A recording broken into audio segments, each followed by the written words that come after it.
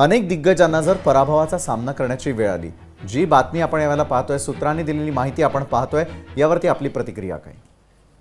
विशालची ही शक्यता आहे, हे शक्यतेवरती बोलणं, हायपोथेटिकल बोलणं काही योग्य होणार नाही. आपण 23 तारखेला या संदर्भात त्यांना जर पराभव झाला तर त्यावरती सविस्तर बोलता येईल. आत्ता लगेच बोलणं आणि हायपोथेटिकल बोलणं बरोबर नाही. माने सर,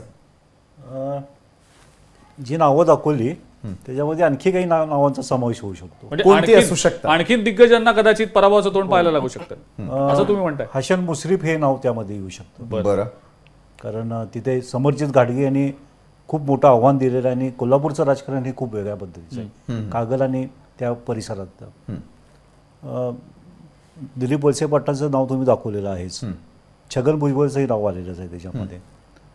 त्याबरोबर आणखी एक नाव म्हणजे शक्यता वर्तवली जाते, पण ती बारामतीची आहे.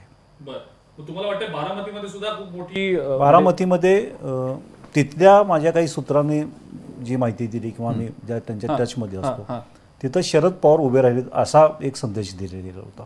बरं, त्यामुळं जर धक्का बसला तर अजित पवार या नावाला बसू शकतो ही शक्यता आहे. बरं, म्हणजे लोकसभेची पुनरावृत्ती कदाचित होऊ शकते. बरं, आणखी काही नावं वाटतात तुम्हाला की कदाचित त्या नावांना थोडंसं अडचण आहे किंवा कदाचित त्याबद्दल साशंकता आहे? साशंकता तर अनेक मंत्र्यांना आहे. उदय सामंत हे नाव त्याच्यामध्ये घेतलं पाहिजे.